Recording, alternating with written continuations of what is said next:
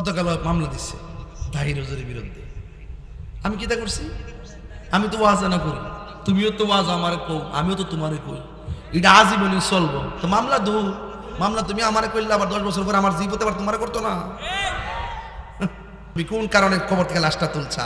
স্বাধীনতা পৃথিবীর ইতিহাসে আবু জাহিলের কবর থেকে তাকে তোলা হয় নাই, আবু লাহেব নবীরে কষ্ট দিচ্ছে কবর থেকে তোলা হয় নাই, এবং উতবা সাইবা মুনাফিকরা যে কষ্ট দিচ্ছে লাশ তুললে তোলা হয় নাই। তোমরা যেই কলঙ্ক বাংলাদেশকে করছো,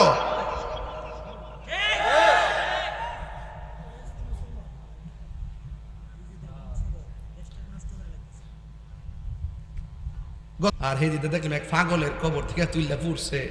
এবারে দিয়ে 13 দিন পর বেটা যেমন আছে মনে হই যদি ফচ্চা যাইতো গা তাইলে তারা কই লইলে তোরা যারা বলে কইছ দিন ফচ্চা রইছে আমরা ব্যাংকে দেখছি। হ্যাঁ, কি যে একটা খেলা হয়েছে রে, কি যে একটা খেলা হয়েছে রে। বেটা তোমার চোখে সে বন্ড হইতে পারে, এমন কাম করে বই রইছে মনে হচ্ছে আল্লাহরা রাজি করে নিতে পারে। কথা কোন ঠিক না বেটি? একটা মানুষ জিন্দা থাকা অবস্থায় কেউ যদি শরীরের বাইরে চলে, এটার বিচার সমাজে করবো, রাষ্ট্র করব। একটা মানুষ মারা যাওয়ার পরে সমাজের মানুষের বিচার করার সুযোগ নাই, এই বিচার করবে একজন, জবান খুলে কোন তিনি কে? তো তুমি কোন কারণে কবর থেকে লাশটা তুলছা?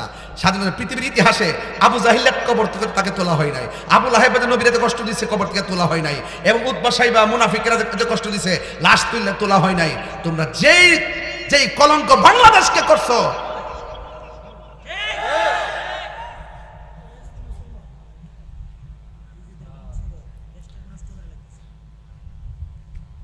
গতকাল মামলা দিচ্ছে তাহির হুজুরের বিরুদ্ধে। আমি কি তা করছি? আমি তো ওয়াজ না করি, তুমিও তো ওয়াজ আমার কও, আমিও তো তোমারে কই, এটা আজীবনই চলবো। তো মামলা দো, মামলা তুমি আমারে করলে আবার 10 বছর পর আমার জীবতে আবার তোমারে করতো না। বালা না, বালা না, এগুলো ঠিক না, এগুলা ঠিক না। ওলামায়ে কেরাম কোরআন সুন্নাহর কথা বলবে, কার সাথে মিলবে কার সাথে মিলবে না, মামলা মোকদ্দমা ভালো না। আমি কি রাজনীতি করি? হ্যাঁ, যে নবী, যে নেতা আমার নবীরে ভালোবাসে, এই নেতার আমি ভালোবাসি। যেই নেতা আমার নবীর দেখতে না, তার ছায়ার মধ্যে আমি ফাউ দিতে রাজি না। বালা করে জানি কবরে নেতা হেতা যাইতো না, কবরে যাবো আমার রাহমাতুল্লিল আলামিন। ঠিক কিনা বলেন? বৃষ্টি আসে না গেছে? ধৈর্য হারার দল যদি বেশি আই আমার কোয়েল, আমি একটা জিকির দিব ইনশাল্লাহ। রাজি আসেনি সবাই? যে সুন্দর লাইটিং লাগাইছেন জোরাই গেছে, আবার আই করতেছে বৃষ্টি। নাম লুলি দেয় করে, এটা বুঝলাম না, নামটা লুলি। এই তানবীর আমার মোবাইল করে দেখ না দেখে দেখে ওয়াজ করে, সময়টা তো বুঝতেছি না। কেউ একটু রাত্রিতে ছেলেকে খারাপ লাগতেছে? আমরা কিন্তু বৈরব্য মানুষ, বৈরবের রাত্রে যত বেশি অত তো প্রেমের খেলা জমায়। আমি যদি হাইন জালো আইতাম মাগরিবের ঘরে আইলো, মাগার আমার একটার আগে মাইক দিল নইলে, এটা আমি আলা করে জানি, এই জন্য আর একটা টিপ মাইরেছি।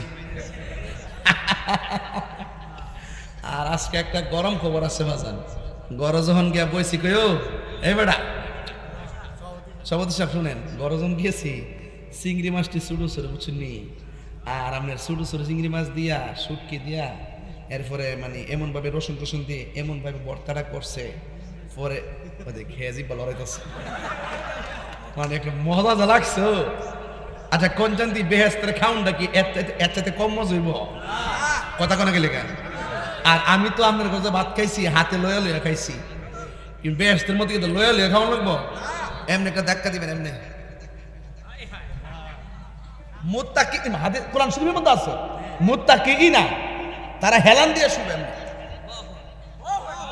ও না আঙ্গুর ফল দিয়েছে না, এমন বড় বড় আঙ্গুর ফল, এমনি ছায়া করবেন, এ আঙ্গুর ফলের দিকে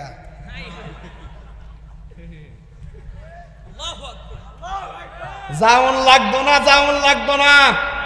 বেহেশতের সব ফল ভিতরে এক একটা আঙ্গুর ফল পৃথিবীর সমান, ইচ্ছা মতো খাইবো, খাইতে খাইতে খাইতে খাইতে খাইতেই থাকবো সারাদিনও। যদি খা এরপরে পায়খানা হবে না, প্রস্রাব হবে না, এরপরে মনে করেন যে কোনো কিছু হবে না, তাই কি হইব? এত খাওয়ান গেল কই? রসুল বলতেছেন একটা ডেক দিব, দিলই খাওয়ান শেষ। খাওয়ান কি গেছে কেন? সামনে আছে, তাহলে গাঞ্জা খাইলে ওই খাওয়ান যাব?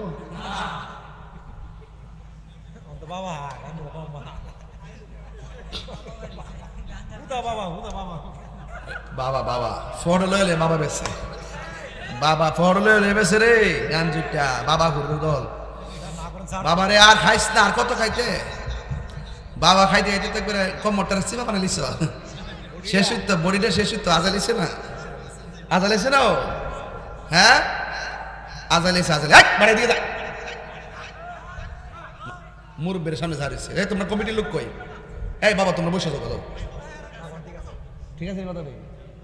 বাবা কি বাবা, বাবা কি চলবে? এই বাবা কি চলবে? এগুলো খাবেন না। এগুলো খাইতে খাইতে কি করছে জানেন? শরীরটা সিমাইলেছে।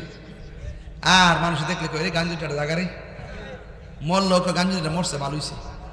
কেউ দোয়া করে না, কারণ নেশা করে কেউ ভালোবাসে না। কথা বলেন ঠিক কিনা বলেন?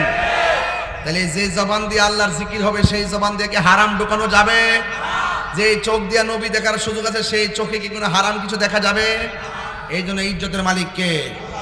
তাইলে বলুন এই কবরের ভিতরে আমাদের যাওয়ার আনুষ্ঠানিকতা আছে না নাই?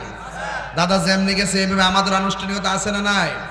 এখন জবান খুললে এখন কবরটা কি আসল ঘর না নকল ঘর? বলেন বেহেশতের মধ্যে যে জামাটা আল্লাহ দান করবে, জামার রংটা কি? সবুজ। জামার রং কি?